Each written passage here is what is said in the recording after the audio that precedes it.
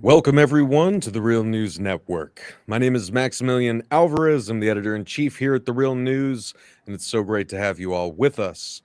The Real News is an independent, nonprofit, viewer-supported media network.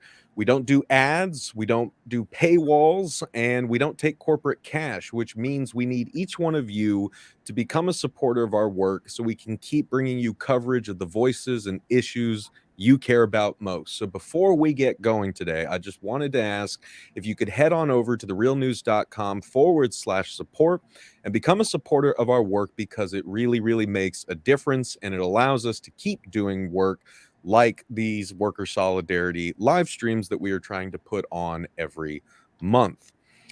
And that is what we are here to do today. So if you subscribe to the Real News Network, you know that we have been putting together these monthly worker solidarity live streams in order to lift up the voices of folks on the front lines of different strikes and worker struggles around the country. We are going to continue to do these. We are going to continue to broaden the voices that we bring on and put in conversation with one another. We want to broaden that out internationally as well, and we can't do that without your support. And we thank you all so much for tuning in, for caring, and especially thank you to all of you who are already supporters of our work, because it's because of you that we're able to do this. Now, we did not have a worker solidarity live stream last month. As folks know, we're dealing with the passing of our comrade and colleague, Marshall Eddie Conway. So we thank all of you for your patience as we took time to grieve and prepare Eddie's memorial service. But we are back at it in the month of April, and we will continue to put on more of these live streams, as the year continues, because workers in industries and sectors across the economy, across the country, in different states, different types of jobs, from academia to media, from entertainment to education and healthcare to logistics, workers everywhere are standing up and fighting for what they deserve. And when that happens, all of us are called to action, right? We all have a stake in workers winning their fights against the bosses, winning their fights for better, safer workplaces, for more dignity on and off the job, for the respect that they deserve from management. And workers deserve to have more of a say in their jobs. And that is exactly what workers all across this country and beyond are doing, by organizing into unions, or even if they're not in unions, taking direct collective action. And we all need to support that, because, as I said, not only do we all have a stake in workers improving their lives, their workplaces, and the world that we share, but also because, as you have no doubt learned from the past live streams we have done, and as you have no doubt heard from the voices of workers on strike, at CNH Industrial, or, railroad workers at Warrior Met Coal and beyond, it really matters when the public is behind workers who are on strike, workers who have been unjustly fired, workers who are being retaliated against or harassed at work by their bosses and managers. When we all stand up for each other, when we show up for each other, it allows us to hold the line one day longer, one day stronger. It gives us the strength that we need to keep fighting the good fight, and ultimately helps us win our struggles. And when we win, more folks are encouraged to get off the sidelines and to get involved in the fight. So this is all of our struggle. We all have a role to play here. And if we want to see the labor movement grow in this country and beyond, then we can do that right here, right now, by supporting one another and lifting up one another's struggles. And I could not be more honored to be joined by another incredible panel of folks today, who are going to do just that. And we're going to go around and introduce you to our amazing panel in just a second. But before we do, I wanted to shout out a couple of crucial struggles going on right now that we wanted to shout out, but we couldn't get folks from those struggles on the call today. There's only so many spots we can have on a live stream, and of course, when folks are on strike, that's a very intense time, and schedules don't always permit an hour and a half live stream. But in case you missed it, there was a really important action that spanned multiple states in the South yesterday, led by the Union of Southern Service Workers. So on Tuesday of this week, fast food, retail, and warehouse workers walked off their jobs in 3 states, Georgia, North Carolina, and South Carolina, to protest dangerous working conditions.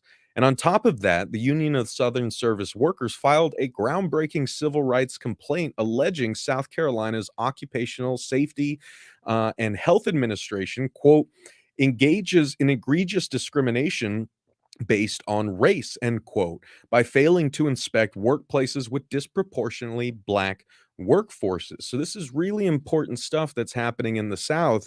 And if you want to follow along, which you definitely should, we have included a link to the website of the Union of Southern Service Workers in the YouTube description for this live stream. So follow them on social media, check out the work that they're doing, vocalize your support for Southern service workers in the South who are standing up and fighting back against exploitation, racism, sexism, and so much more. We also wanted to shout out Cisco workers who have been on strike since the end of March. Teamsters at Cisco Louisville and Cisco Indianapolis went out on strike at the end of March, citing unfair labor practices and bad faith bargaining with Cisco management. Cisco, as we know, is one of the most massive, food product distribution services, multinational corporation. And, this strike is very important and it's spreading because the workers in Louisville and Indianapolis have actually been joined by Teamsters locals in California, where workers walked out at Cisco facilities in solidarity, bringing the strike to about 1,000 Teamster Cisco workers around the country. If you want to follow up on that strike, you can follow the Teamsters, their social media accounts. You could also follow the social media accounts of Teamsters for a Democratic Union. They've been posting a lot about the Cisco strike.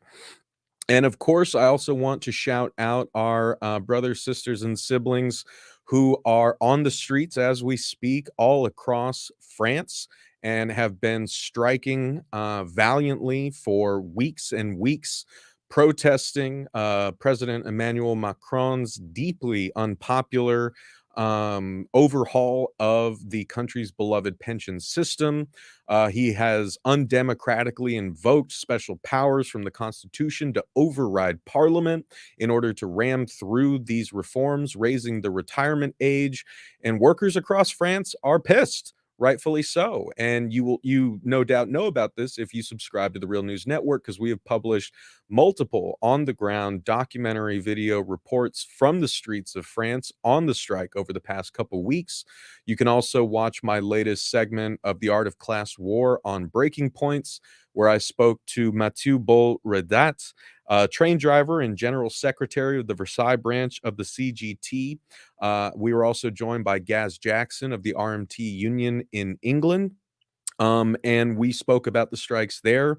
And if you want to know what you can do to support our siblings in France, Mathieu lays it out in that Breaking Point segment, as well as a recent Working People episode where we had Mathieu on, along with rail workers in the UK and the United States. So shout out to our siblings across the pond. Stay strong, keep fighting.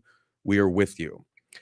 Lastly, before we get to our panel, if you watched our previous Worker Solidarity live stream, you know that one of the panelists that we had on there was the great Aaron Zapsik from Medieval Times Performers United in Buena Park, California, where workers at the dinner performance, experience of Medieval Times. I grew up right down the road from that Medieval Times in Buena Park, so this hits very close to home, quite literally and figuratively.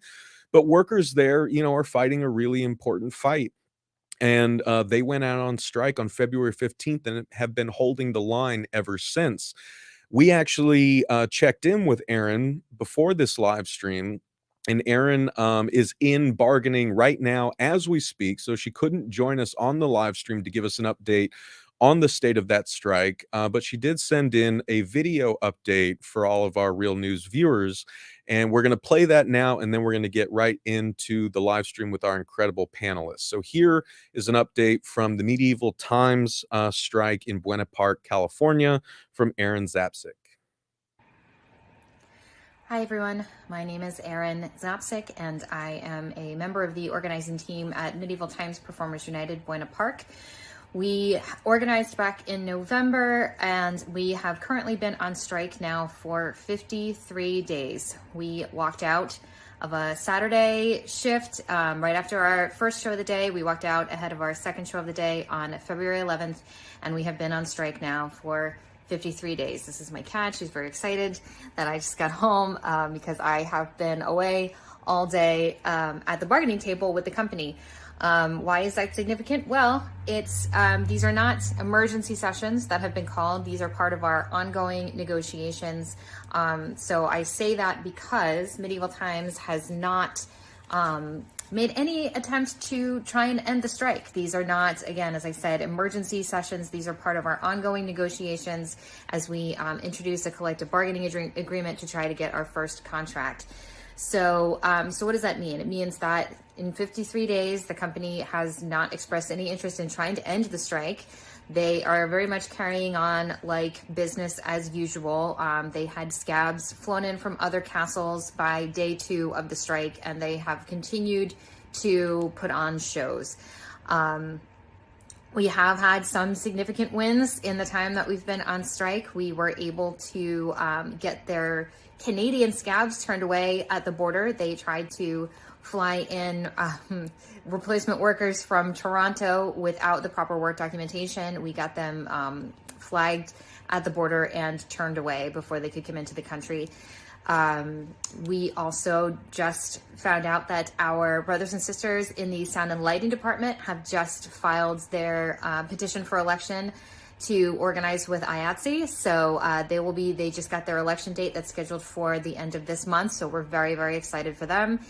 And we also, this is not good news necessarily, but since we've been on strike, we have come into possession of some photo and video evidence of something that we have witnessed with our own eyes for a long time and have raised a lot of concerns to management about and have repeatedly been ignored, which is the subject of animal cruelty and animal mistreatment happening at the Buena Park Castle.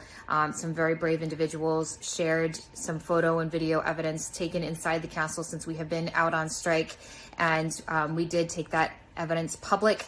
And so the reason I'm sharing all of this with you is that because, you know, an abused animal is a dangerous animal, and these are animals that we work with day in and day out.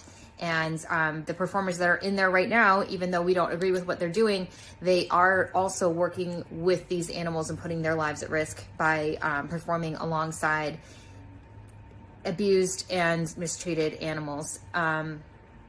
So how can you help?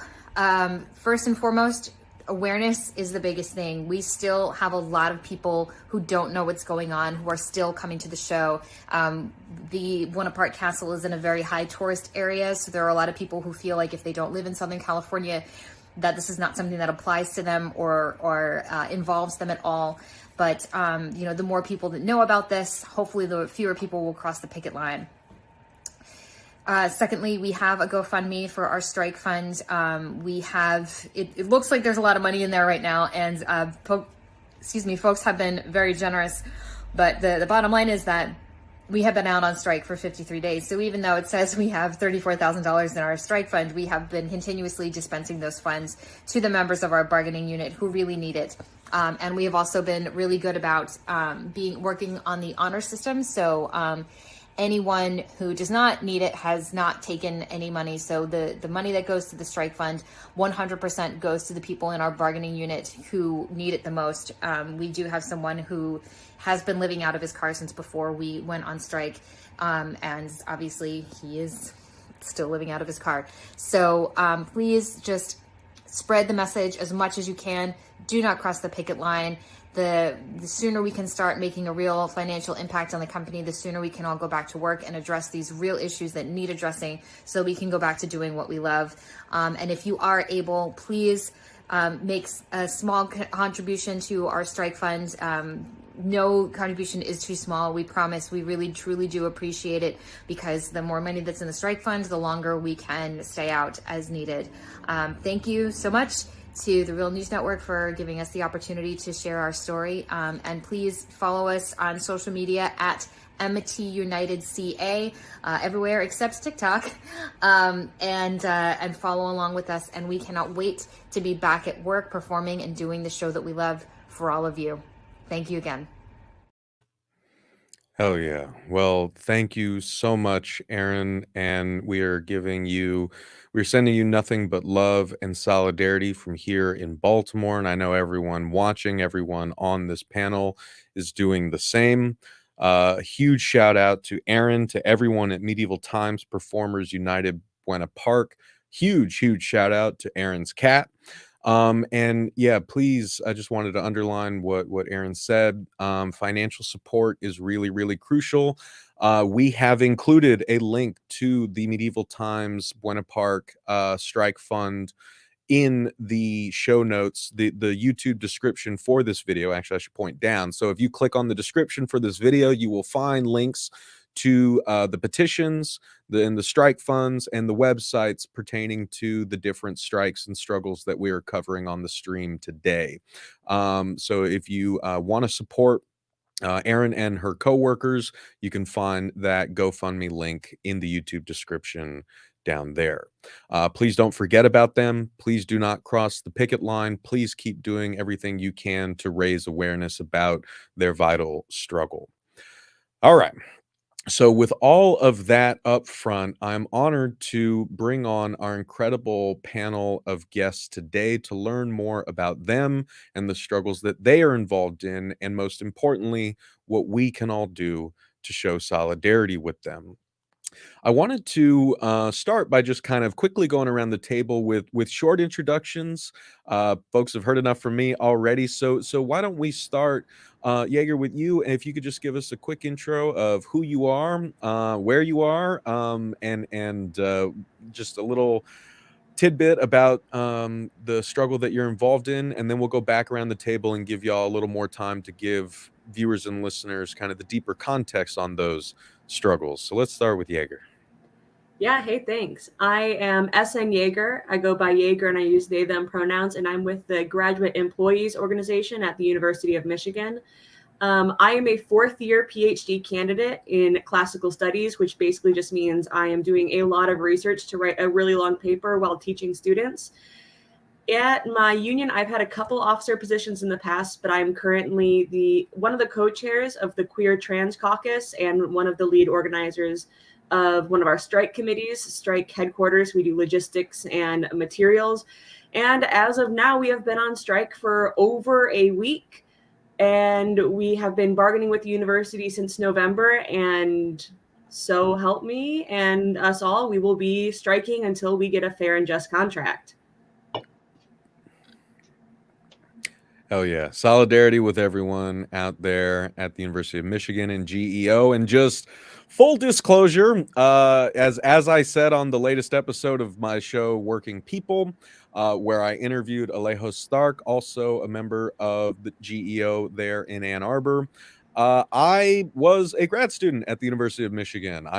This is my old union. So I'm not going to pretend to be objective here, right? I'm going to try to make sure we get y'all the info that you need. But I have a very personal stake in this. And this is the second strike that GEO has waged in 3 years. right? I have seen how this administration works. I know how they work. I know how they treat their workers. And I think this is really, really important. But I did, just for the sake of transparency, just want to let everyone know that. So take what I say for whatever it's worth. But please listen to everything that Rager has to say. Karen, how about you? Can you introduce yourself to the great Real News viewers and listeners? I sure can. Thanks for having me on, Maximillian. My name is Karen Carlin. I'm a longtime employee of the Pittsburgh Post-Gazette in Pittsburgh, Pennsylvania. I've been a copy editor there for more than 25 years, and I'm also a proud member of the Newspaper Guild of Pittsburgh, which represents the newsroom employees at the PG. This month, the Guild and 4 other Post-Gazette unions who represent the typographers who handle advertising, the press operators, the mailers, the drivers, we are all marking 6 months being on strike. But our labor issues with the company that owns the Post-Gazette, Block Communications, go back much further than that. On March 31st, we marked 6 years since the expiration of our last negotiated collective bargaining agreement. It's been 6 years since we've had a contract, and we've been on strike for 6 months. After our contract expired in 2017, we kept going back to the table. We were negotiating. And then, unfortunately, the pandemic hit. And in July of 2020, at the height of the shutdown, the company imposed new work rules, obviously not agreed to or negotiated. And they did that based on illegally declaring an impasse. So back in October, our production unions walked out when the company refused to pay $19 per week, an increase in healthcare premiums. And then on October 18th, the Guild also went on strike on an unfair labor practice. So there we are. Unfortunately, a strike veteran looks like in this group, and we're still hard at work, trying to stay at it, tell people about our cause and how people can support us.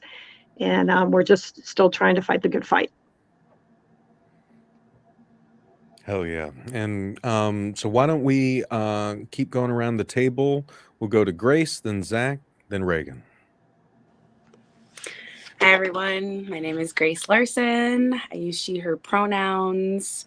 And until last Tuesday, March 28th, I was a float support staff in the state of Minnesota. So float nurse in the state of Minnesota for Planned Parenthood North Central states, which means I service the Twin Cities as well as greater Minnesota. I am also part of PPNCS's first union bargaining team. Last spring, we overwhelmingly voted to form our union with over 90% support, and we have over 100 job classes within our union. We began negotiations in October, and they have been contentious, to say the least. There's been lots of union busting tactics. The entire bargaining team has already been under investigation, as well as received severe punishment. And I was terminated last week. So I will share more about my story on that next pass around. But thanks for having me here tonight. I appreciate it. Thank you for being here, Grace. And may I just say, for all of us here at the Real News, boo! Boo, hiss. I hope everyone in the live chat is booing. That's bullshit. Okay. Zach, then Reagan. Massive boo for all the union busting we put up with. My name is Zach. I'm with the Hearst Union Bargaining Committee. We're organized with the Writers Guild of America East. We represent about 500 members at 28 different magazine brands, such as Cosmo, Oprah, Esquire, 17. The list goes on and on. We first announced back in 2019 our intent to unionize, and Hearst wanted us to go to a vote, so we went to a vote. There was a very long union busting campaign, lots of the classics, know your rights kind of emails and meetings on the 43rd floor where we were told we didn't need a third party, and if we don't like working here, we can get out, that kind of stuff. But we persevered. We won our election in July 2020. and started bargaining in January of 2021. And it's April 2023 and we're still bargaining. It's been a long couple of years, but we're getting closer to the end of it. Hearst has been union busting for over 100 years, so they're a pretty strong enemy on that front. They have a tendency to reject every proposal we have, be it just like providing masks in the pandemic or gender neutral bathrooms. They'll redline everything and call it, well, we can't say yes to that. This isn't company policy. Forgetting what bargaining is, which is negotiating over how to change company policy for the better of the worker. But we're reminding them of that pretty well. We had a walkout last week, or 2 weeks ago, I'm sorry, where we had hundreds of our employees walk off the office floor in New York, Alabama, Eastern Pennsylvania, and Michigan. We've had Slack actions where we've scheduled messages to every channel, every hour on the hour saying fair contract now. And we're getting pretty close. We almost finished our contract last Tuesday. We were up until 4 a.m. bargaining. And then Hearst's lawyers said that there's too much work to do and they had to go home. One of the bigger things was they don't have a roster of who works for them and what their job titles are and what salaries we make. And so without that, we can't negotiate over salary minimums, which is very important to our unit. We have people making $40,000, $45,000, which is very low in terms of digital media shops. And we don't really have any guaranteed salary increases. So we have a lot of stagnant wage folks that would like to be able to pay rent. Working for a legacy brand is nice, but we gotta feed ourselves and we gotta pay rent. So we're still bargaining, and we're hoping to wrap this up and get back to work. Oh yeah. And Reagan, why don't you round us out, and then we'll go back around the table and we'll get deeper in on these different struggles. Hi, my name is Reagan. I am representing the stripper strike NoHo. I'm really happy to be on the show again. The last time I was on the show, I think was almost a year ago. It's been a year into our labor struggle. We are the dancers at the Star Garden Topless Bar in Los Angeles. And we wrote a petition and delivered it to the management at the bar over safety concerns. And that's kind of what our campaign was built on, that we didn't feel safe, we didn't feel supported by the managers, and we didn't feel supported by the security guards either. And the petition went unheard, and so there was a walkout and then a strike. And then we were fortunate enough to get a lot of public attention and media on our campaign. And surprisingly, very kind and favorable media coverage, which is surprising. Something that we didn't necessarily expect. And so actually, this is a good story so far. No terrible endings yet, although it is still unresolved. We are now post-strike. We are in a legal battle with the club, which is extremely union busting. They're trying to do everything possible to avoid being held accountable for all of the safety concerns, as well as the other thing that we are fighting very hard for is an end to racist hiring practices in the club, because they to date have never hired a single Black dancer at this club. So that's also something that we are fighting against.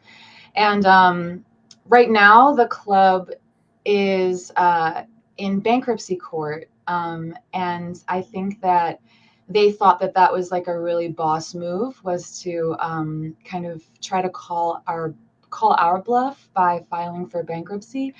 And we in turn pivoted by announcing a fundraiser to buy the club from them out of bankruptcy. So now they're trying to get out of bankruptcy. And tomorrow is actually a hearing where we find out if they're able to do that. So cross your fingers that they can't get out of bankruptcy court. And we will find out tomorrow. So more on that soon. Another pertinent note is that we are organizing with the Actors Union, the Actors Equity Association, that they represent theater actors and stage managers. So we have a really wonderful support system with that incredible 100-year-old union. And yeah, it's been a very exciting time. It's been over a year now, so we're definitely hoping for some resolution soon. The big hearing coming up with us with the NLRB is on May 15th. So that's when some exciting things are going to be happening, and we'll be able to finally move forward with our election results for our union, as well as all of the ULPs. There are 6 ULPs that we filed. So yeah, in the thick of it right now, but it's going well, question mark. But happy to be here. We're so happy to have you back on. I know you've been running around juggling like 8 million things, so I'm so grateful to you for making time for this, Reagan, and it is genuinely really good to see you again. If folks want some more context on this important struggle in North Hollywood, you can go back on our YouTube channel and check out that interview that Reagan and I did about a year ago.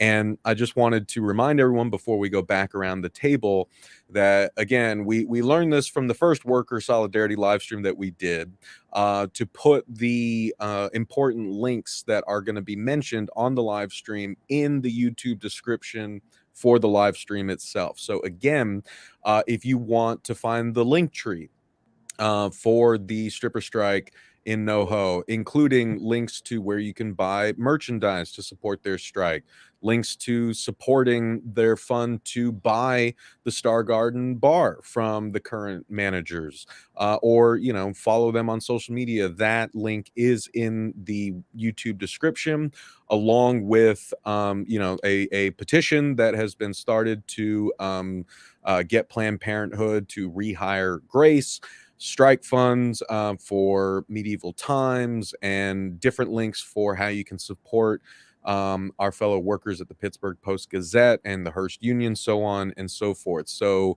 I just wanted to remind everyone of that before we go back around the table, that if you're looking for those links, they are in the YouTube description.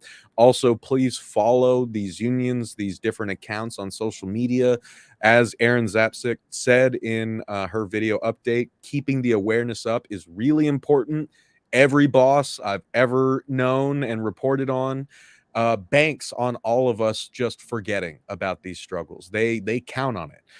They know that there's going to be maybe an initial rush of support on social media, but they expect, like everything else, that our attention spans are going to wane, that people are going to stop showing up to picket lines. They're going to stop donating to strike funds. They're going to stop sharing posts on social media. That is when they turn on the screws. And so, again, just to kind of reiterate what I said in the opening, we all have a part to play here in keeping these struggles going and supporting our fellow workers and making sure that they win.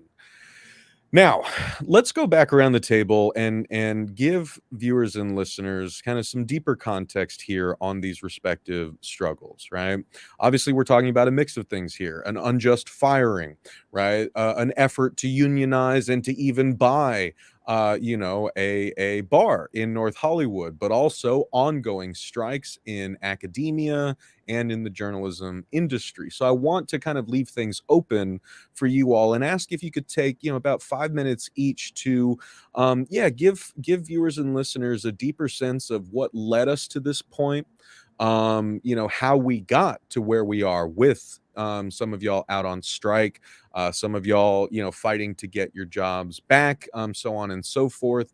What the response from management has been, what the key issues that y'all are fighting for really are.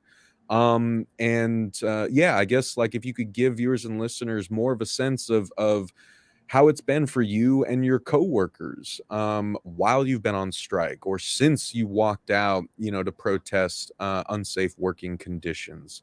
So, Jaeger, why don't we start back around with you? All right, that's a lot to get to in 5 minutes, but I can do it. We'll get to some basics and we're going to get to the juicy stuff. I said before that I think I said before that we've been bargaining since November. That bargaining is in air quotes because for the first, I want to say like 2 months, HR was really interested in how many people were in the room and who was going to pay for the rooms and who got to be on the bargaining team. It was all logistics, all like just table, how are we going to do this bargaining stuff? And it wasn't until February where we got our compensation counter passed. And it was abysmal, to be nice, maybe. So we've been bargaining, but on paper, it doesn't look like it because HR has been dragging its feet for so long. Now, in terms of our demands, we have a pretty diverse platform because, of course, we have a diverse union, a lot of graduate students here at the university, and we are fighting for bread and roses. We're not limiting ourselves here. So in a couple bullet points, we're fighting for a living wage of $38,500 for all graduate students every year. Currently, we make 24, which is below the living wage for Ann Arbor. And in fact, if we continue at the raises that HR is suggesting, we will be below the poverty line and will be eligible for SNAP benefits, which I guess are not that important to them. We're also looking for transitional funding for survivors of harassment and abuse, affordable and accessible health, childcare for graduate students who are parents, equitable and just healthcare for all graduate workers, especially trans and disabled grad students, an unarmed non-police emergency response on campus, protections and financial support for international grad students, and basic COVID protections. And like when I said diverse, I mean, we know that all of these things affect our workplace and are relevant to our contract and our ability to do our jobs. And it's been really cool to see all of the like new members or new graduate students in my department realize what is possible through a union and like realizing how much goes into our work. Now I said juicy stuff and I'm going to see if I can get through all of it because y'all, I got so many interesting little stories for y'all. In terms of the good things with our strike for a week, we have organized a strike kitchen. So a few times a week, thanks to donated space and generous donations of food from our community, we feed ourselves. We do a vegan meal. We did chana masala the other day. We did chili the other day. And it's just all grad members and volunteers who are putting this together. And it's a great way to build community during the strike. On the first day of our strike, we had a walkout from our offices, from our departments at 10:24 to start the strike, and thousands of people showed up in the rain. And we've also been looking for ways to evolve how we strike. So in addition to not working, we usually do the picketing and the rallies, but also tomorrow we're trying a knit-in instead of a sit-in as a way for people to still do visibility for our union without having to walk in circles for 3 hours and without all of the sensory overload that comes from picketing. Sometimes you need a break from all the loud noises. In terms of the bad for our strike, it's been raining and snowing on us a lot, but we got geo ponchos, so we're doing great. Now the ugly is where it can get scary, but it also gives us moments of real community and power. So the university has tried a couple forms of retaliation. In particular, I've got a couple stories at a picket line the other day. One of the departments in a building that actually I work in, one of the departments threatened to call cops on picketers, especially because they were using a bucket drum. Apparently they didn't know that it's our right to picket and protest. Another department is currently trying to disband its own diversity, equity, and inclusion committee because that committee was looking for ways to support graduate students. And the university is now committed to attestation forms and, well, maybe more like snitching forms for people to inform on striking workers so that those workers will not get paid. In addition, the big retaliation is we are facing an injunction. This was basically the university suing us. Ironically, this week is Graduate Student Appreciation Week. So in appreciation, they sued us. That's really considerate of them.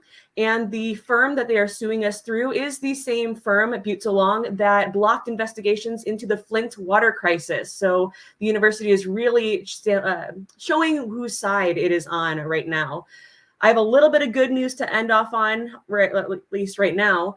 We had a hearing yesterday. We marched in mass with allies and even our students and our professors to the courthouse in Washtenaw County in advance of the injunction and the temporary restraining order that would have forced us off strike and back into our classrooms while we were still bargaining was denied. So we are still on strike, and we have an evidentiary hearing on Monday. So we are going strong despite the rain, despite the retaliation, and despite the injunction.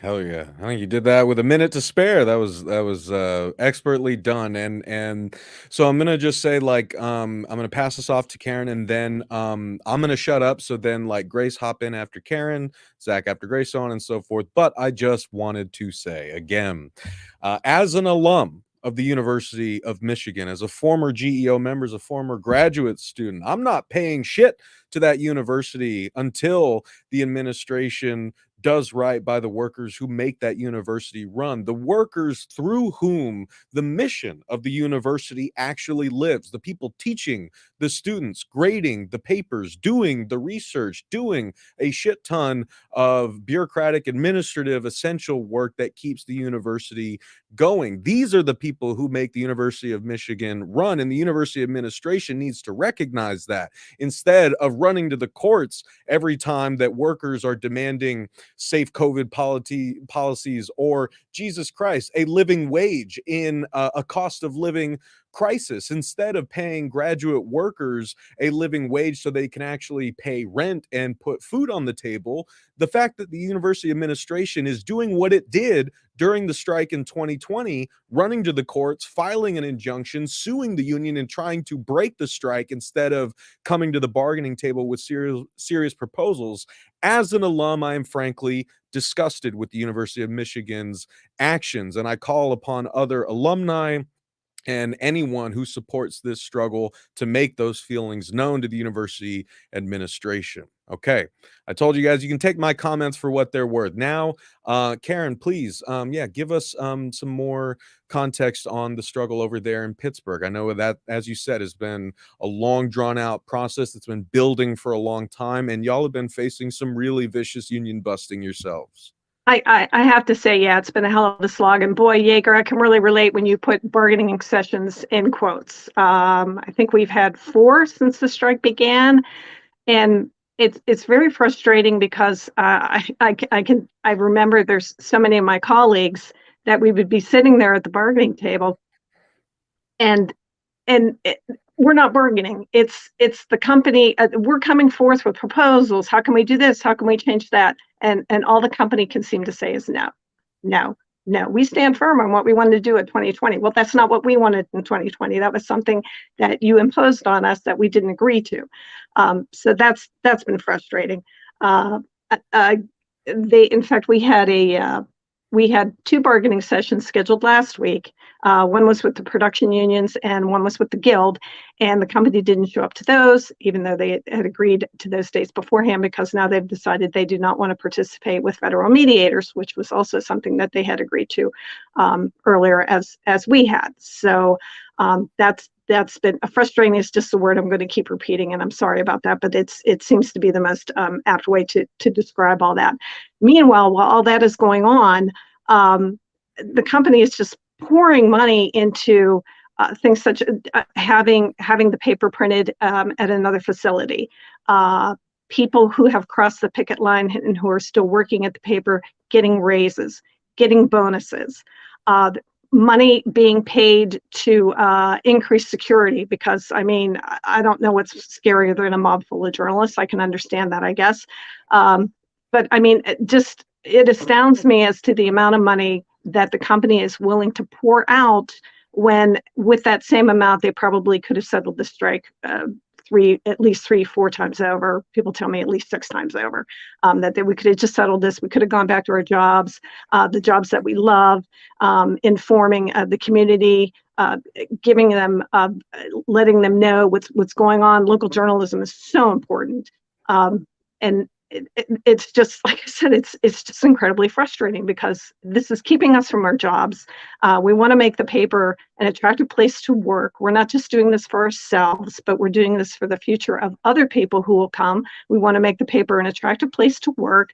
I mean, nobody gets into journalism for the money. That's what we all say.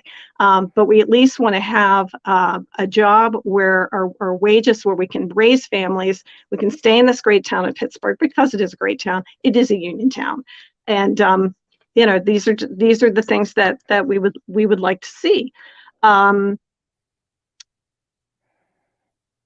I would like to mention one good thing that has happened is at the end of January, the NLRB agreed with us that the actions of the company have been particularly egregious, and an administrative law judge ruled in our favor on unfair labor practice, that the company did violate federal labor law, and they've ordered the company to bargain in good faith with the Guild and restore the terms of the contract that expired in 2017 and rescind the imposed working conditions from 2020.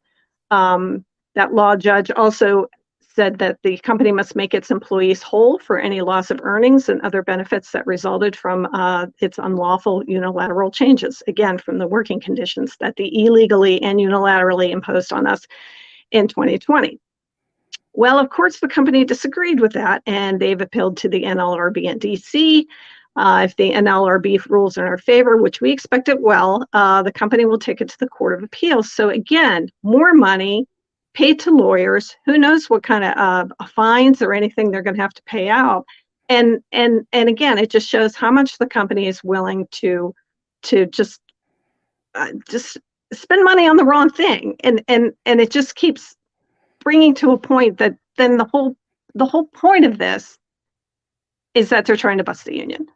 I mean, why else would they go to this expense, this much trouble, this much with the lawyers, with the printing elsewhere, with everything else? I mean, they want to bust the union. They figure if they can drag it out, then hopefully people will leave. They will get other jobs, and there won't be that many left of us. I'm sure that's just a frustrating thing to watch them try to do this and just break us down and rub us down to a nub.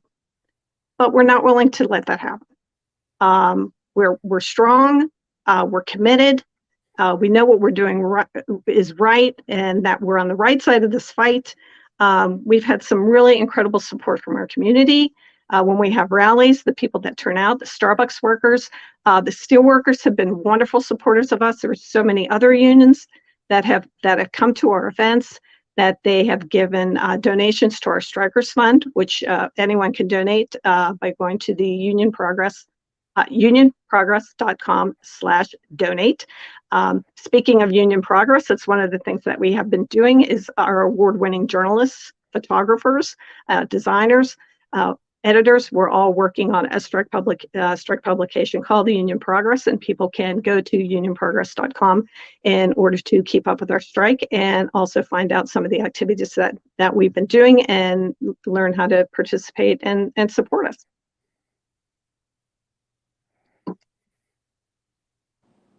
Awesome. So I'm Grace Larson, she, her pronouns. Like I said, until last Tuesday, March 28th, I was a nurse working for Planned Parenthood of the North Central States. That is a 5-state affiliate: Minnesota, North Dakota, South Dakota, Iowa, and Nebraska. We historically unionized our 5-state affiliate, including 100 different job classes. So we've got support staff, we have admin staff, we have front desk clinicians. Basically everyone who is not supervisory is included in our union. So that's been really awesome, just in and of itself. And in the beginning of this fight, we were really excited because although they did make us go to a vote instead of just acknowledging us after we went public, they being Planned Parenthood of the North Central States, said that they were going to support the union and the voice of their 400 plus employees. And then so 14 of my colleagues, including myself, were elected by our constituents to represent our union. We began bargaining in October. And out of the gates, things started pretty hot and contentious.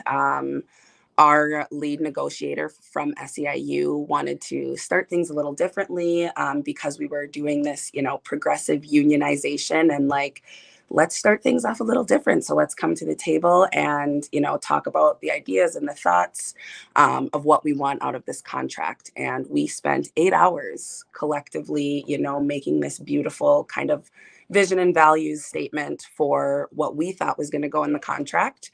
And there was a lot of intense words exchanged across the table from our 14 passionate representatives to our very white executive team that was sitting across from us. There is one person of color sitting across the table from us, but the rest are all lawyers by education. So that's interesting that those are the people they selected to choose them in this first selected to choose to represent Planned Parenthood. And then the next time we met at the table, they told us, just kidding, that was a cute joke that we just wanted to appease you with. Your hard work and your words and what you want for this contract is not going to go into this. So that was just a fun joke. So rightfully so, we kind of started really upset, but we did know that we had a lot of support from our larger group in the union. So we started handing out swag, t-shirts, lanyards, buttons, all the things. And wouldn't you know, as soon as people start showing up to work in their union t-shirts, our dress code that has never been enforced is suddenly enforced. And if you show up outside of the 1 day a week that you are allowed to wear a t-shirt, you will get written up if you do not choose to change out of that. So we have had some comrades, fight the good fight and be like, write me up. It's a t-shirt. I have worn other t-shirts before that have never been an issue, whether they've been reproductive justice or not. So that's kind of had administration kind of boiling and upset. And then in January, there was an incident between 2 bargaining members. Ultimately, we did ask a bargaining team member to step down. And shortly after, the remaining bargaining team was placed under an investigation. Our investigation was led by someone sitting across the table from us, although we do have an entire compliance department that could have led this investigation and would not have been a conflict of interest, being that she was investigating the entire bargaining team. Ultimately, one person was terminated. She actually was not placed under investigation. So I'm sorry. One person was terminated. One person was asked to step down. 12 were put under investigation. All 12 of us ended with a final written warning, which I would like to say no one in the affiliate had heard of until it was placed in our file.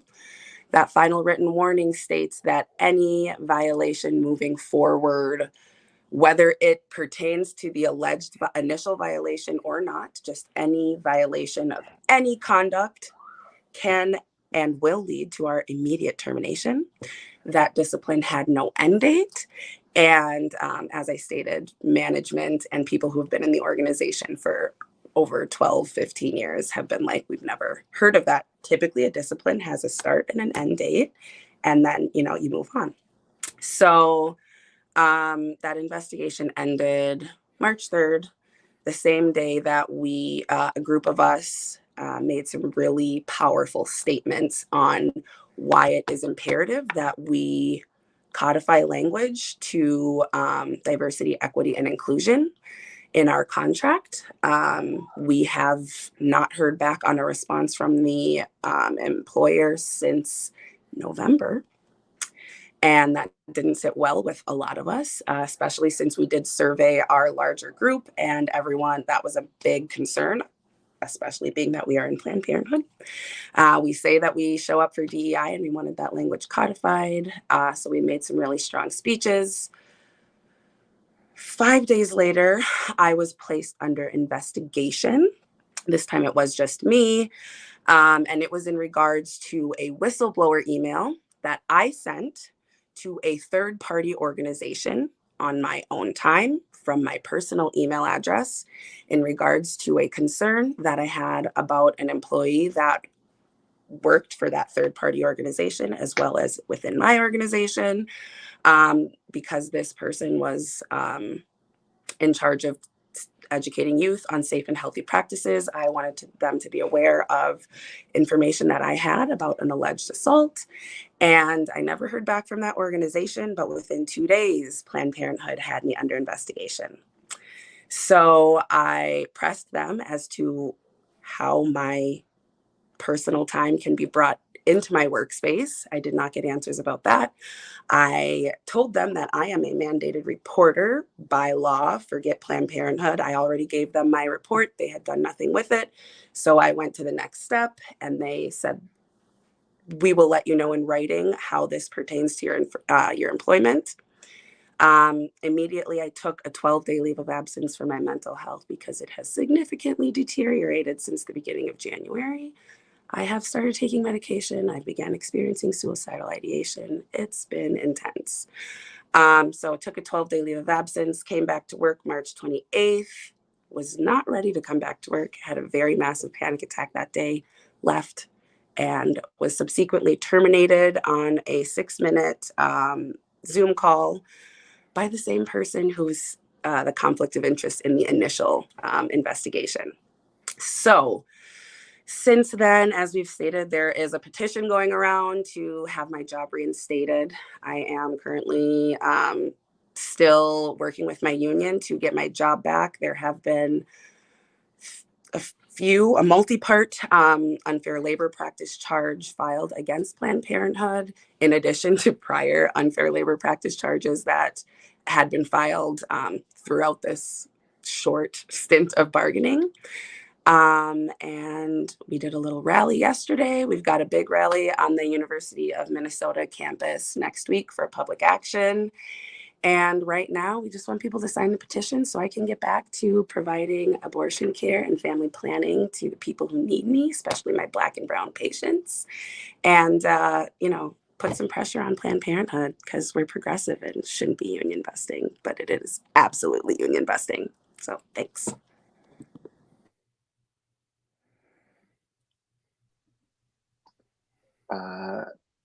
Great. I have signed the petition while you were talking. I hope everyone else watching does as well. It's truly horrible that, on the face of it, such a progressive brand is just the bottom of the barrel kind of boss behavior that we've all experienced. I'm so sorry that's happening to you. Over at Hearst, we've also been experiencing, feels like a broken record, but also a lot of union busting as well. It's a broken labor system right now, so it's going to be the same kind of stories. From the beginning of our announcing our union efforts, we were hauled up into these intimidating meetings on the 43rd floor. That was an issue enough, but like the other problem I think with organizing digital media shops is there are a lot of frills. There's like a free table of books you can take home. There's seltzer in the fridge. And so, I mean, I had this as well when I was first approached of like, do you want to sign a union card? I was like, well, this is the coziest kind of job I had. I'm indoors. No one's attacking me physically. I feel like we're okay here. And then you think about it more and you realize like no amount of free seltzers can make up for the bullying that people have been put up with, or the stagnant wages like we've mentioned, or the incredibly long hours. I know someone who worked like 26 hours to get an assignment done and then was told he could show up an hour or two late. Like, no, that's almost a full week. He should not work that hours. And we're not saving lives. We're making magazine articles. It should not be this insane. Another big hurdle I think we're experiencing with bargaining is, like I said earlier, Hearst management is constantly saying no to proposals or policies that on the surface you're like, I don't know why we have to explain why this is necessary or why it's important to our unit. One of our proposals they are flat out refusing to go along with is we would like union members to bring a union rep with them to HR when they're reporting on sexual harassment or bullying. This is obviously a very important issue everywhere, but it feels extra important at Hearst. In recent years, I think around the summer of 2020, the president of our company, Troy Young, there was a number of articles about him in the New York Times, the New York Magazine, about horrific sexual harassment comments.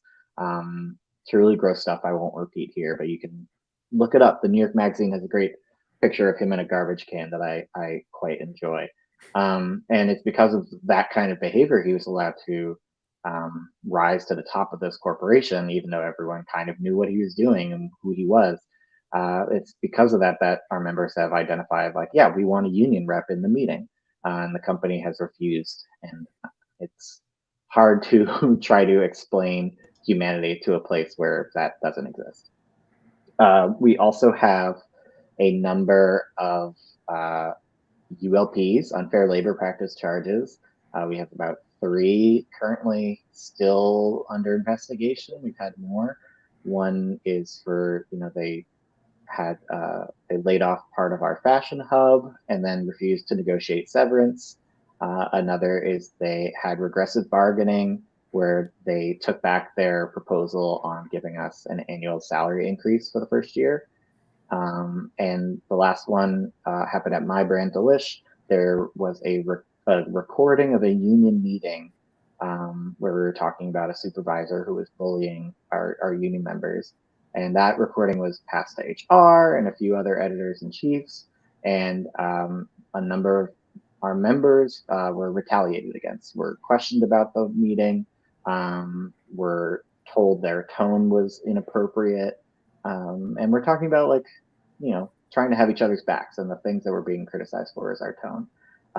Eventually, our original bargaining committee member and organizer, June Z, she was terminated, and we believe it was because of her advocacy for the union. So that's still outstanding. You can read about that in Business Insider.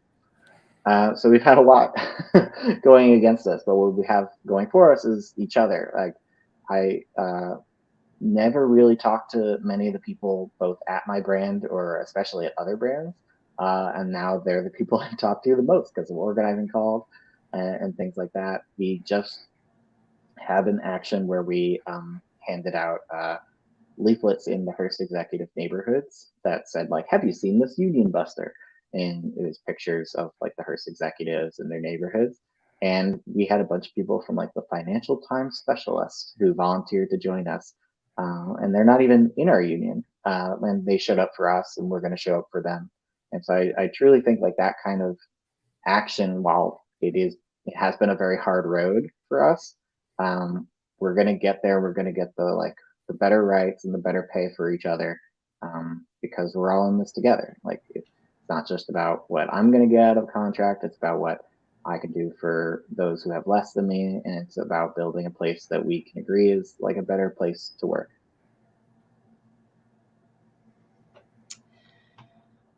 Wow. I just want to say, like, hearing all of these stories from everyone on the panel is really inspiring, and I'm just so proud to be a part of this community and happy to be supporting you all. And I will be signing all the petitions and amplifying all of these struggles. So I just wanted to talk about some of the highs and lows of our struggle with the stripper strike NoHo.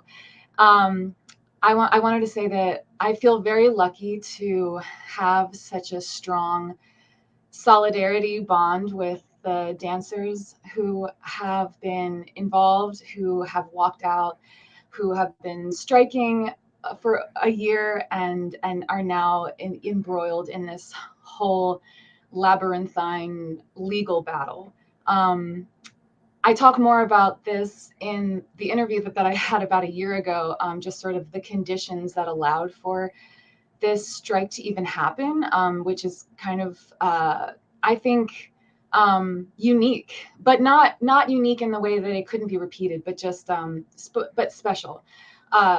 a special set of circumstances, kind of like the correct ingredients in the petri dish for a set of dancers to really have each other's back and to be willing to put their selves on the line, and to also be lucky enough to be able to put themselves on the line, if that makes sense.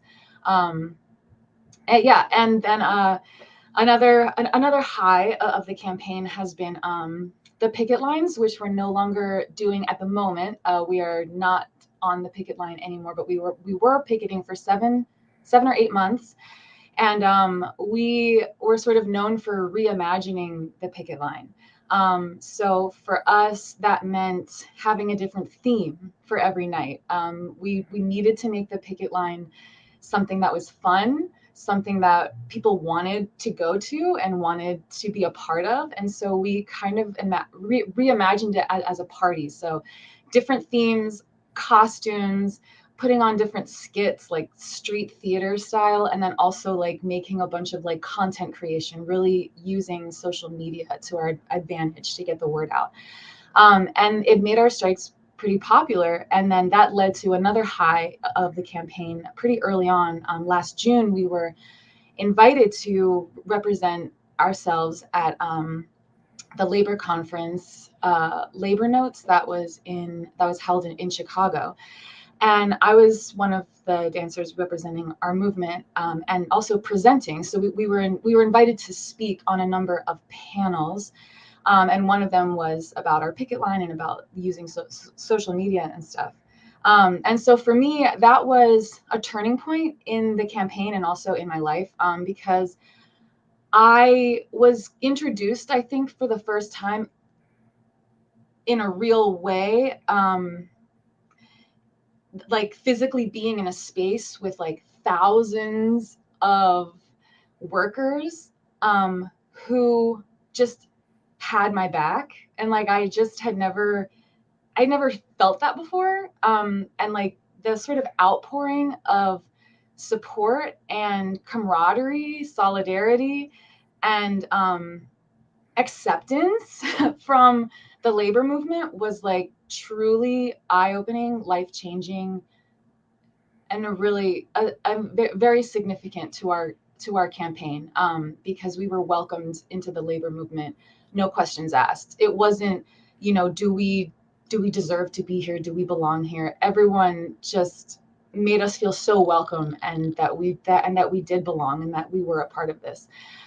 So that was a really, really inspiring part of the campaign.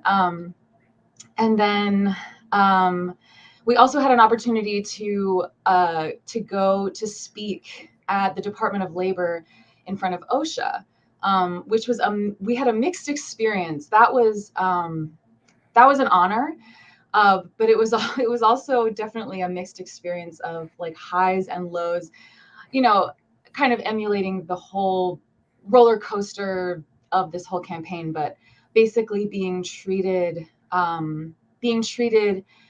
with respect sometimes, and then dealing with like some really inappropriate comments from people at OSHA, and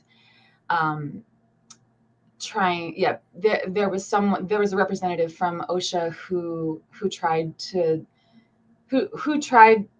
to convince us to be saved by Jesus, and that was right after we had given our testimony in a room full of workers, like healthcare workers and construction workers, and then someone literally approaching you to sort of like sermonize was very bizarre and kind of extremely off-putting. But so it was definitely a mixed experience. But getting to travel to DC and be, I think, the first out, dancers at a strip club giving testimony to a government agency was a huge step forward. That's never been done before. So that was that was definitely a high, even though it was a mixed bag. And then I also just wanted to say, we also got the opportunity to stump for a politician who had actually showed up on our picket line. He was running for city council, and he's a member of Unite Here Local 11, very pro-union, and he ended up winning. And so that isn't the only time that we've sort of been building relationships with politicians, and something that I thought that would never happen. Like, since when since when are the strippers and the politicians working together out in the open? So I think that was like really cool. And then also we have the opportunity. What we're doing right now is we're working with the LA Co-op Lab, and that is a great organization that is helping us to form a co-op. It's called the Stripper Co-op. It's something that we have been incubating and working on doing pop-up shows over the past year and a half. And we are now looking to, that was a project that many of us were sort of already working on, and now it's a part of our strike, our plans for how our campaign is moving forward, because now we're trying to buy the club out of bankruptcy. Hopefully good news about that, hopefully coming soon. But basically we are following in the footsteps of the first and only, up until this point, unionized co-op strip club, which was the Lusty Lady, that was formed in the 1990s.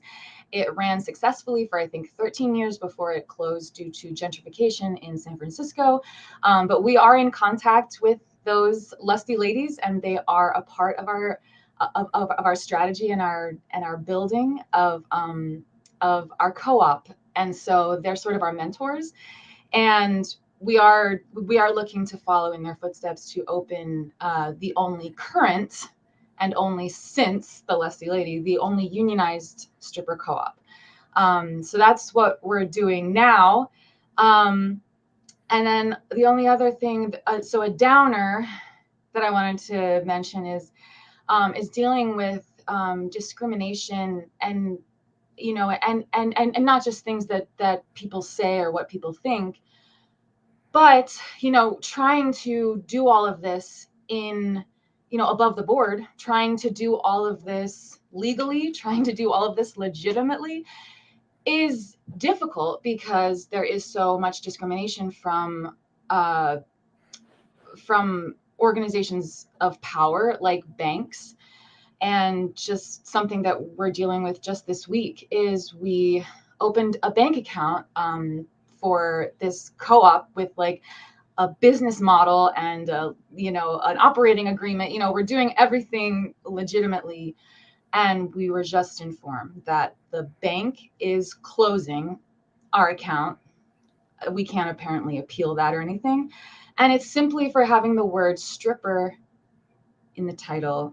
And we were in the process of changing the name because we just got an LLC that does not have the word stripper in it to try to avoid this in the future. But we also had our Venmo and PayPal permanently banned for the same reason. So there's just trying to operate legitimately when you have a perfectly legal business, but that is just not conventional, is a real problem, and something that strippers and sex workers and other marginalized people face more often than you might hear about, because it's not talked about, and that's why a lot of these businesses don't operate on the above board way.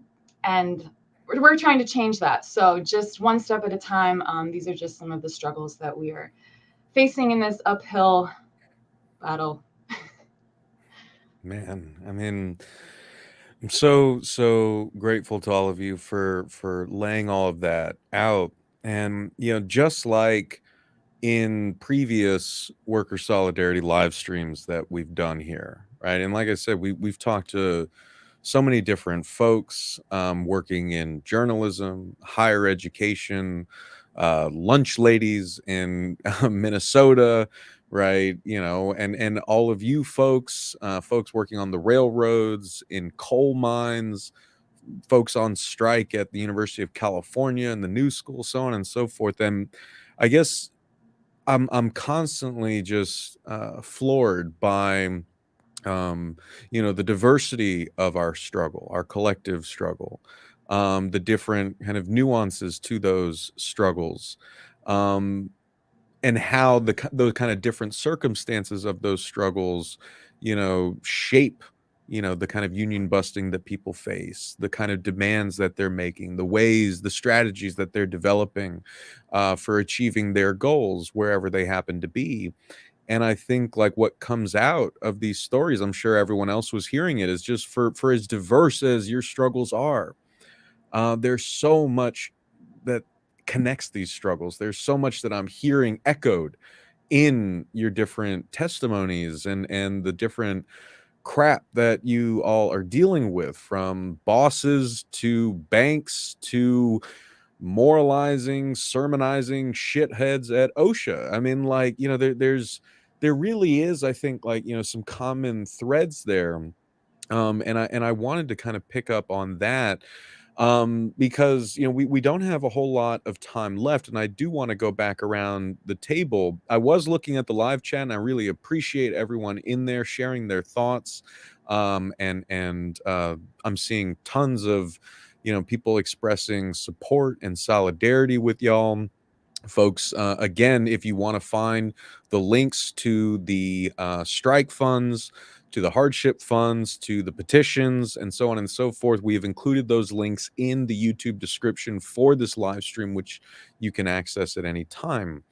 And we won't really have time to kind of go into viewer questions, but what I've been seeing in the chat is really, I think, like the main question that we always try to end these live streams with, and that I try to end every interview with, which is, what can people do to stand in solidarity with y'all and to show support for you all and to help you in these struggles, and to what can we all learn from each other, right? I mean, even in your different testimonies, like, I feel like y'all have been talking about some incredible examples of real, robust, tangible solidarity, right? From lecturers and even tenured faculty showing up, and students showing up to picket lines to support their graduate student workers at the University of Michigan. I've seen pictures of folks from Reagan's Club and the medieval times that we mentioned in Buena Park on each other's picket lines, supporting each other. Like, that is incredible. That is what the bosses fear. They try to isolate us. They try to convince us that our struggles have nothing to do with each other, that our interests are unique, particular, and not something that working people elsewhere can sympathize with or understand. But I hope to anyone who watches this live stream or any of our previous live streams, it becomes apparent just by listening to our fellow workers how much we do have in common and how much stake we all have in these struggles, because ultimately what we're talking about is the struggle for human dignity. We are all working people, right? Or as the great speech in Matewan, the movie Matewan, says, there are two kinds of people in this world. There are people who work and people who don't. You work. They don't. The bosses don't, right? The ruling class doesn't. Wall Street, they don't work. They don't produce shit.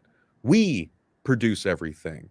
As Mathieu Beauredat, the train driver I mentioned at the beginning, who's on strike in France right now, says more beautifully and more Frenchly than I ever could, it is we, the working class, who make the world run.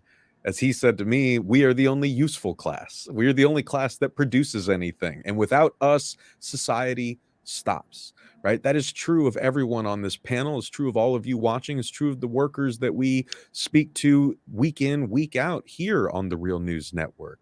And yet, I think, like, also the bosses kind of showed their hand, right? Because they are invoking very similar union busting, strike breaking, worker disciplining tactics to crush us back into subservience, right? You can hear echoes, like they're learning from each other. The bosses are all watching each other. Like, this is what I would say on previous live streams when, you know, people would get into those debates of like, oh, well, the Starbucks workers, they're not real workers, so we're not going to support them, but we should go support, you know, these coal miners in Alabama who are on strike. And then we get, you know, Starbucks workers and coal miners saying like, well, fuck that, we should all be supporting one another, right? It's not that hard, right? We can support one another.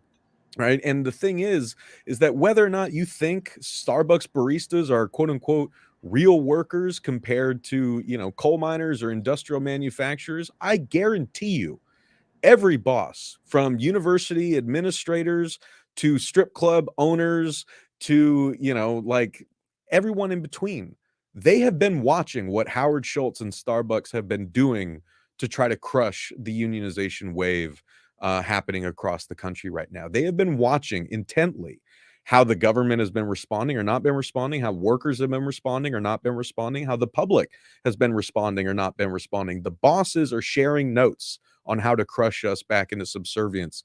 We need to share notes on how to beat them.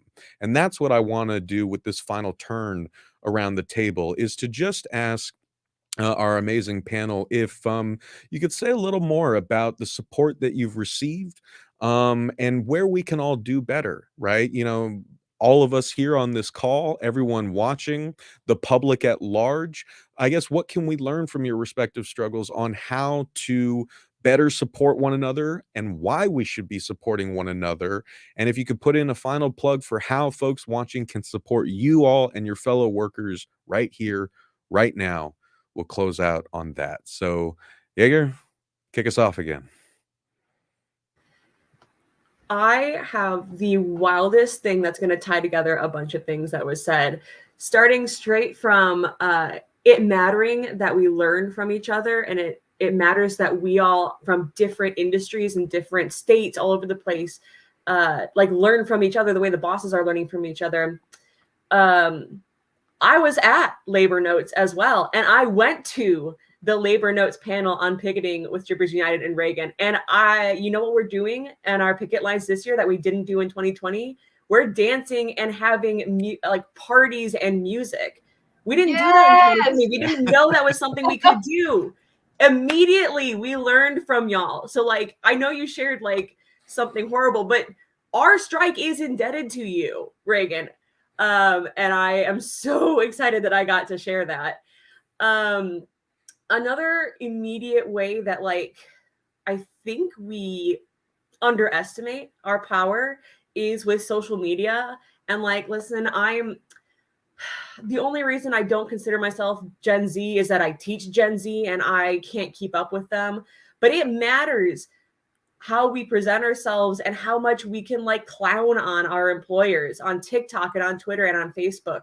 As an extreme example, earlier this week, the graduate school at University of Michigan was having a webinar in honor of Cesar Chavez Day, and it was hosted by Christine Chavez. But Christine Chavez found out that we were on strike, and she said, absolutely not. I'm not crossing a picket line. You need to bargain with your workers in good faith and get them a fair contract.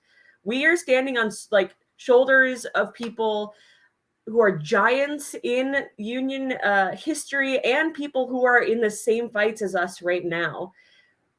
Our university really wants to look good, and it wants to look so good that our new university president, Santa Ono, canceled an event rather than have us get a picture of him crossing one of our picket lines. It actually matters when we are sharing stuff on social media because we see it and the broader community sees it. We also learn from each other, not just strategy, but what we are able to do through a union. So in GEO, we have an abolition caucus and a housing caucus because we know that the community fights are the same thing as worker fights. And in fact, something that I think GEO has done really well, and that's not just because I'm a co-chair of the Queer Trans Caucus, is that we are busting down doors to trans health. We have one of the best contracts for trans health across higher ed.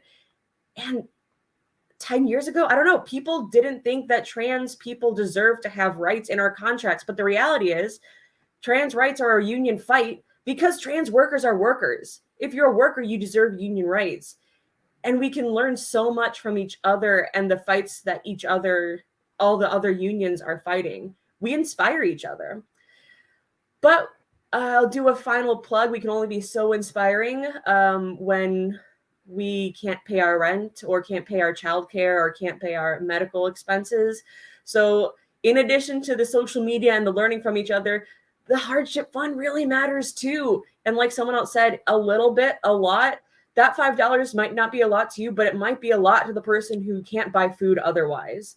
And you're all in it together. It's not just your $5, it's everyone else's money that's being put in.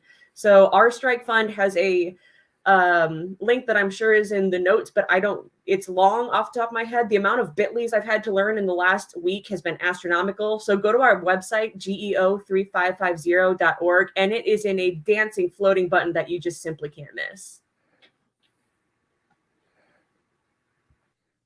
Well, I'm just going to basically echo what Jaeger has said. And I can't, again, the same emphasizing how important our striker fund is to help out our members who are having a lot of difficult financial times, making rent, car payments, buying food, paying other sorts of bills. So I would really encourage people to donate to that. Follow us through the Pittsburgh Union Progress or strike publication to find out what we're doing, how people can be part of our rallies, some of the campaigns that we're doing. It's been wonderful, really uplifting to see the support that we're getting from the community. We've had solidarity pledges from groups and also from politicians who refuse to talk to the Post-Gazette and will only speak to us. So that's been really helpful. We just recently had a bunch of yard signs that were printed up that people are picking up and putting in their yards, and we've already had to do a reorder of those. It's just really been amazing. And again, follow us, follow the Guild, follow the Union Progress on Instagram, Twitter, and Facebook.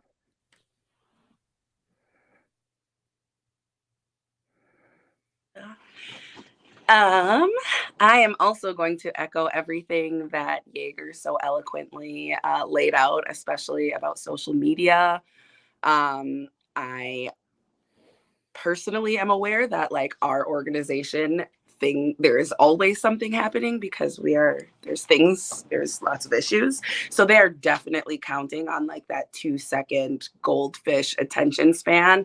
So if we just keep sharing the articles that are coming out about Planned Parenthood, honestly, just putting out tweets that Planned Parenthood is union busting because it's Planned Parenthood. Just kind of getting the word out that we are still in the fight for a fair contract. And let's flood our pro-union CEO's email with demands for my job back. And then just to keep up on the unionizing process, you can follow PPNCS United, which is bargaining or union-led group. That's our Planned Parenthood social media for the North Central states on Instagram and Twitter. And then you can also follow our SEIU Minnesota and Iowa on Instagram, Twitter, and Facebook, I believe. So thanks for everyone having me here tonight. So I want to hop in real quick before I toss it to you, Zach, because I wanted to just put in another plug for everyone.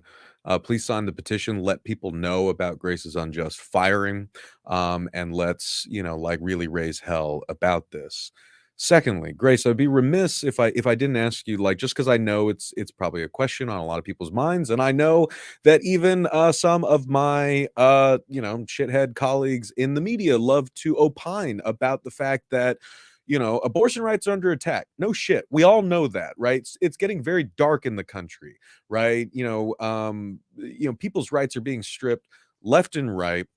The right is not only attacking our right to privacy and thus, people's rights to have abortion, but they are launching a full-fledged fascist attack on queer and trans people writ large, right? We know that we are in a very dark state.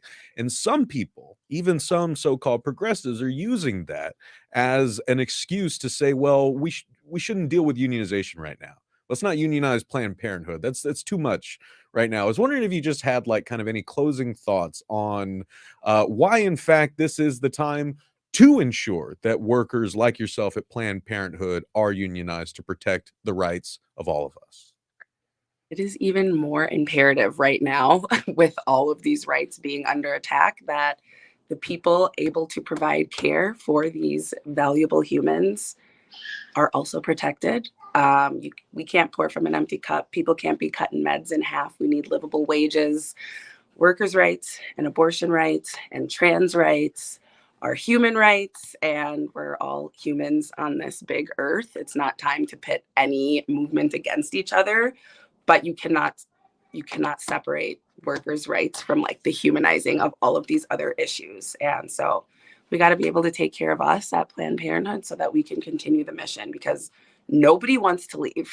Nobody works at Planned Parenthood just for a paycheck. We all work there because we are passionate about the work that we do and the communities that we serve. And to be in this moment where abortion rights are under such attack and trans rights are devastatingly at risk, it is unfathomable that these are the fights that we are having to go back and forth with against our bosses, and have to unfortunately blow the whistle and like publicly call them out, because we had talks about calling them out in December, but we were like, no, we don't want negative press right now, because we care about what we do and we want people to continue supporting all of the work that we do, because it is so important. But people are burning out left and right, and it's like we have to uplift what we're doing so that we can continue doing the imperative work for the communities that we serve. So thank you for that. Hell yeah, thank you. I really appreciate that. All right, Zach, Reagan, take us home. Yeah, massive echo of what everyone's been saying. Personally, I don't quite like the internet a lot these days. All comment sections are minefields of toxicity. But I joined this call specifically because I'm such a huge fan of like each of the unions on this call. I was on like a Pittsburgh Post-Gazette union meeting a while ago, like hearing about like your strike line and what you've been going through. And so I say like the thing that is definitely most helpful in these kinds of things is like donating to everyone's strike funds, following those accounts, keeping aware, retweeting, resharing, talking about it. Because these bosses, they at the core hate to be embarrassed. They really hate to be embarrassed. They really don't like everyone knowing exactly who they are. And we should show the world who everyone is, because then maybe we'll get some rights back. So you can sign a letter and send it to our bosses telling them, to get back to the bargaining table, grow up and get this contract done. You can follow us on social media at Hearst Union on Twitter and Instagram. And I think in the end, my biggest thing that I've learned from union work and I love about union work is just it's an opportunity to have each other's backs. And I think no matter what union you're in, you should support other workers. And we deserve better than what we're getting.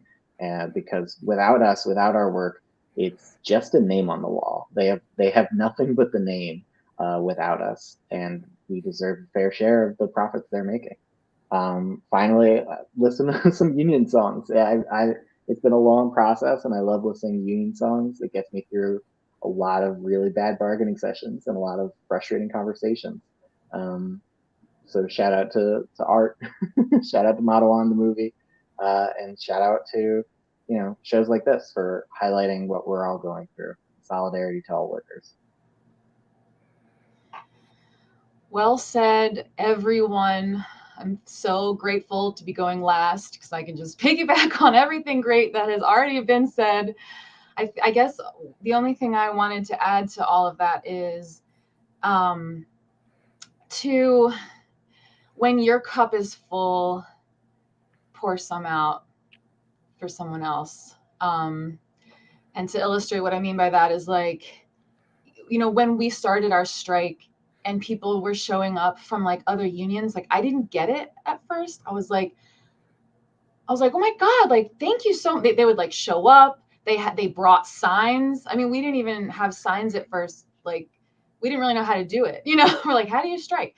They showed up with pizza. They showed up with water. They showed up with a megaphone. You know, like all these different folks from different unions coming out to support our strike was so meaningful and touching.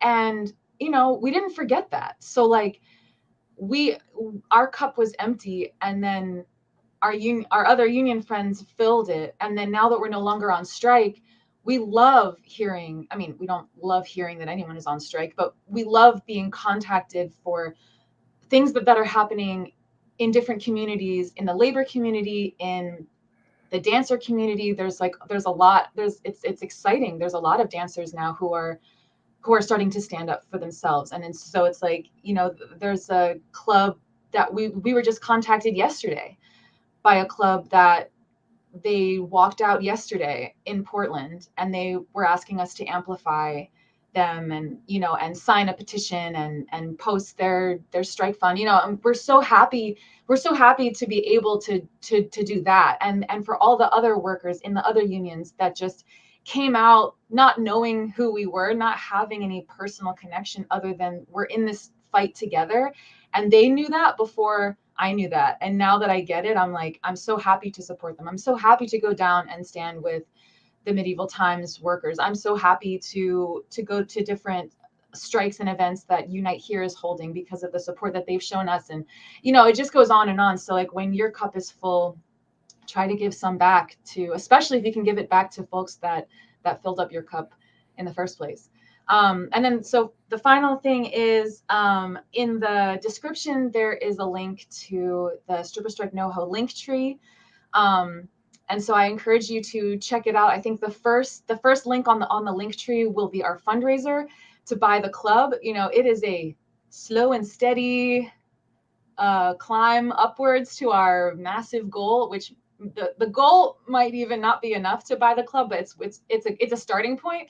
And you know, anything helps. So this is a grassroots movement. We are hoping for some forthcoming or upcoming celebrity endorsements or something to kind of like get it moving a little faster. But we, you know, everything helps. And then also you can buy, I think the next link or a little bit further down the link tree is a link to our merch. So I'm wearing one of our shirts. It says Union with a platform stiletto. We have new shirts. We have new updated merch on our merch site, and that goes to help us as well in our fundraising efforts. So check it out, and of course follow us on Instagram, because we are always posting updates. We're always amplifying other folks in the struggle, and that's at Stripper Strike NoHo on Instagram. Yeah, so thank you everyone for, I'm so happy to be here. Thanks for having me. Oh yeah. Well, I genuinely can't thank you all, our incredible panelists, enough, but I'm going to do it anyway. I really, really want to thank you, Jaeger, Zach, Karen, Reagan, Grace. Thank you so much for taking time to speak with us, to share these stories about your struggles, and for fighting the good fight. I want to also thank all of you watching for caring about this, right? Thank you for tuning in. Thank you for donating to these strike funds. Thank you for buying the merch. Thank you for lifting up these and other vital struggles, because as you heard from our incredible panelists, we need all of it. You know, we can't forget about one another. And, you know, when it comes down to it, I think that's what I hope, you know, these live streams accomplish. I hope that's what we leave y'all with, is that it really is that basic sometimes. You know, we got to show up for one another, and we got to keep showing up for one another. And then we got to bring a friend with us and keep showing up for one another, right? We got to put the bosses on blast, right? We have to, you know, do whatever we can, especially when, you know, politicians and corporate media aren't going to do it for us. You know, we are all we've got, but that's a hell of a lot, right? We are a hell of a lot. And together we are one hell of a formidable force. We have way more power than they want us to believe. And I think that you can feel that, when we do these live streams. You can see that when you look at these different struggles and the ways that working people are supporting one another, overcoming those divisions, right? And really providing the support that we all need to keep fighting for what we all deserve. And what we deserve is the world, because we make the world run. Thank you all so much for watching. Thank you for caring. I also want to thank our incredible Real News production team who are working behind the scenes and without whom we could not make this happen. Thank you to our director of production, Kayla Rivara, our studio director, David Hebden. Thank you to Cameron Granadino for getting me all set up here. Thank you to our associate editor, Mel Buer, for hitting it up in the live chat. Really, really love and appreciate all of y'all. For the Real News Network, this is Maximillian Alvarez signing off. Before you go, please head on over to therealnews.com/support. Become a monthly sustainer of our work so we can keep bringing you important coverage and conversations just like this. Take care of yourselves. Take care of each other. Solidarity forever.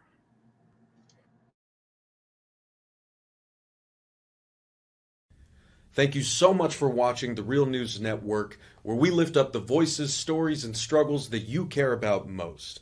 And we need your help to keep doing this work. So please tap your screen now, subscribe, and donate to the Real News Network. Solidarity forever.